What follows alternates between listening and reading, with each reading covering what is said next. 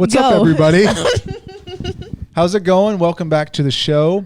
We have a new podcast for you this week about the importance of the back squat. We're going to talk about why you should back squat more if you want to get better at CrossFit. Madeline, anything that you want to add to that? Unfortunately, the back squat is quite important. So we're going to talk about a study that I think is pretty interesting. It was a study done by Rafael Martinez Gomez about the correlation between squat strength and CrossFit success. It's true.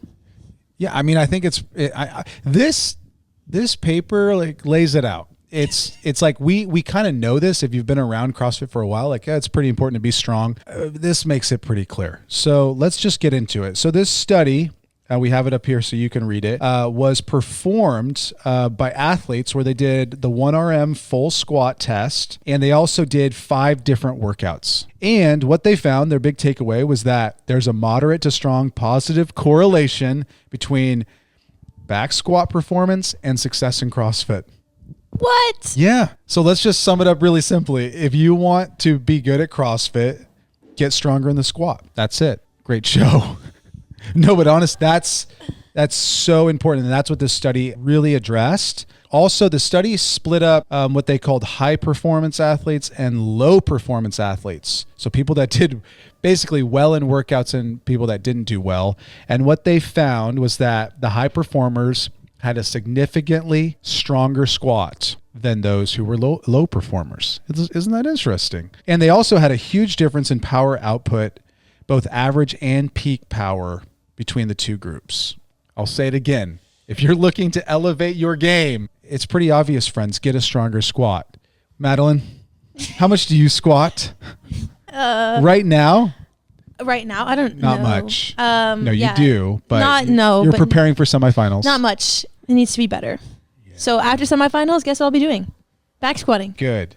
One thing I want to point out that I think is interesting, we think that the back squat helps specifically with squatting. But I think what we've found is that jumping, better cleans and snatches, even better endurance in high intensity workouts, man, the squat matters. Like repetitive box jump overs, lunging, even like dumbbell snatching. I mean, all this, like so much of what we do requires the ability to express power through the legs. And so think of the back squat as solving much more than just being able to maybe do a heavier thruster or a back squat. Yeah. Yes. So science. How does this work for your training? Like what do we do going forward? Well, what I would recommend is squatting a minimum of 2 times a week. And when I say like squatting, I mean we're going to do 2 full sessions, 2 different days of the week, ideally spread out. So maybe like a Monday and Friday, or a Monday and Wednesday, or a Tuesday, Friday type vibe. And we're going to get heavy enough to produce some neurological adaptation, meaning that we're creating enough mechanical tension that we are getting stronger, but that we're also getting comfortable lifting loads at the top end of our strength. Okay, so that's going to help us be comfortable lifting heavier, but also doing enough work that we're also going to be getting stronger. I would keep these lifts between the 5 and 10 rep range, and I would be trying to get more than 6 heavy sets a week. So ideally maybe closer to 10 to 15. So that's where the magic is. And if you do that consistently over time, you will magically get better at pretty much everything in CrossFit. If there's one metric that matters more than anything else, it is your 1RM back squat. That will tell us if you have the capacity to do lower weight workouts with thrusters. It'll tell us if you can do a workout like Cindy where we have air squats, but you have to do hundreds and hundreds of them. All this will be determined on how much you can lift a bar on your back. All right, let's talk ranges. It's helpful sometimes if you have a target to shoot for. So, okay, I need to work on the back squat, Anton, but how heavy do I need to get my back squat? I think a really good range for women is 245 to 285. For men, I would say it's 375 to 440.